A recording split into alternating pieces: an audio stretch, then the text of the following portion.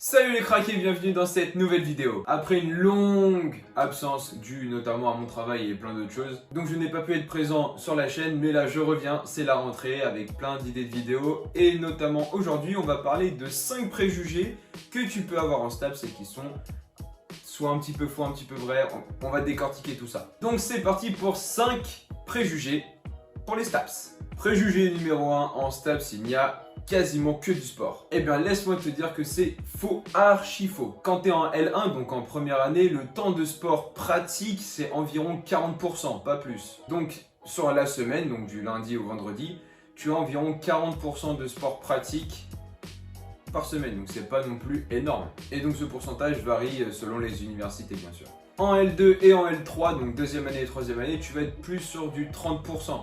Donc tu auras moins de pratique, plus de théorie et pas forcément que du sport, tu vas avoir aussi des sciences ou autres. Et ça peut même descendre jusqu'à moins de 25% de ton emploi du temps total. Donc autant te dire que le sport en pratique, t'en fais pas non plus des masses. Donc forcément on a plus de sport que la moyenne nationale puisque nos études c'est de faire du sport. Donc tu vas en avoir, tu vas avoir du sport pratique. Tu vas avoir un panel de sports, tu vas avoir plein de sports différents et ça c'est plutôt cool. Donc si tu rentres en L1, ne crois pas que tu vas passer ta vie sur les stades ou dans les gymnases, c'est complètement faux.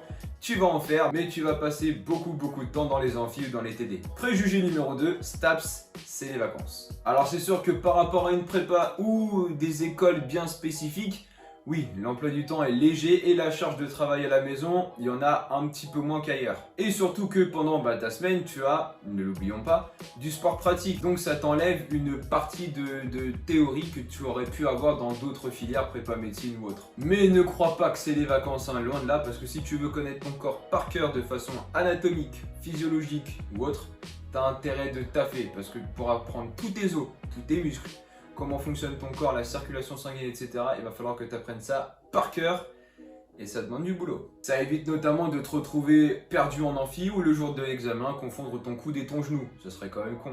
Et aussi, dans les parties théoriques, il y aura des sports que tu n'auras jamais vus ou que tu n'aimes pas trop, mais il va falloir que tu apprennes les règles, le fonctionnement, mettre des entraînements en place pour ces sports-là. Donc il va falloir que tu ailles faire des petites recherches à droite à gauche en plus de tes cours pour pouvoir progresser. Donc tranquille, oui, mais pas trop non plus, il va falloir doser. Préjugé numéro 3, il n'y a pas ou peu de débouchés en STAPS. C'est un argument qui peut faire douter quelques personnes, mais il n'est pas totalement vrai, pas totalement faux non plus. Alors c'est sûr que, comme on dit, il y a du monde sur le marché, il y a beaucoup de coachs, beaucoup de préparateurs physiques. Des fois ces coachs malheureusement ne sont pas diplômés, donc prennent la place des personnes qui sont ou vont être diplômées. Les places sont chères, mais bon, si tu as l'envie, si tu as la passion, si tu sais de quoi tu parles, tu vas réussir dans le milieu, il n'y a pas de problème.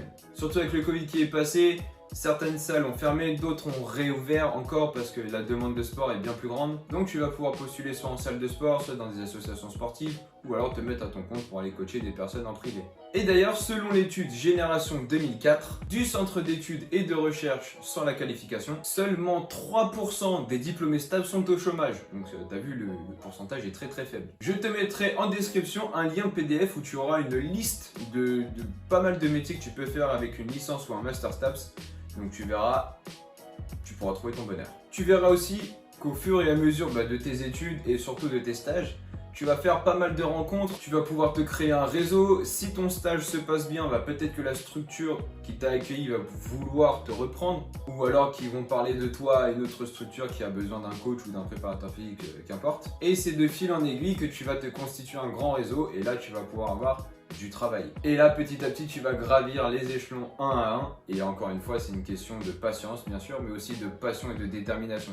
Si tu as envie de le faire, ça va marcher. Préjugé numéro 4, il faut être bon en sport pour aller en STAPS. Alors c'est sûr que c'est mieux si tu es un minimum sportif pour aller en STAPS, ça coule de source. Tout comme tu dois avoir des bases en maths pour aller dans une fac de maths, j'imagine. Mais ne t'inquiète pas, ce n'est pas aussi rédhibitoire. Car selon le métier que tu veux faire avec STAPS, tu auras plus ou moins besoin d'être sportif. Si tu veux être préparateur physique ou coach sportif, il va falloir que tu sois un minimum sportif et crédible pour pouvoir coacher correctement tes clients. Par contre, si tu veux faire plus de l'administration, t'as pas forcément besoin d'être sportif puisque tu vas principalement être derrière un bureau, remplir des papiers, etc. La première année, je te cache pas, il va falloir que tu sois un minimum sportif parce que t'as pas de spécialité il y a pas mal de sports, donc il va falloir que tu passes en deuxième année quand même. Après, en deuxième ou troisième année, selon les facs, tu vas choisir ta spécialité et là, tu auras plus ou moins de sport.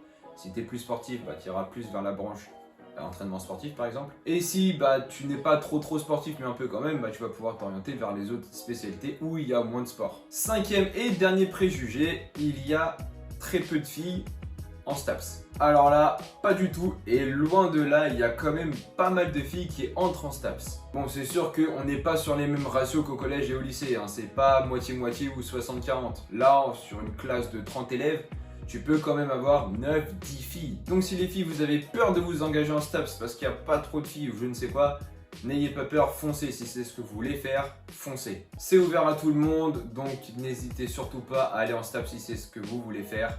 Et faites-vous kiffer. Et voilà, cette vidéo sur les 5 préjugés en STAPS est maintenant terminée. J'espère qu'elle vous aura plu. Ça me fait du bien de revenir sur YouTube, voilà, ça m'occupe. J'aime bien en plus partager avec vous le plus d'informations que j'ai. Si cette vidéo t'a plu, n'hésite pas à me laisser un petit pouce bleu, à t'abonner si ce n'est pas déjà fait. Et je te dis à la prochaine!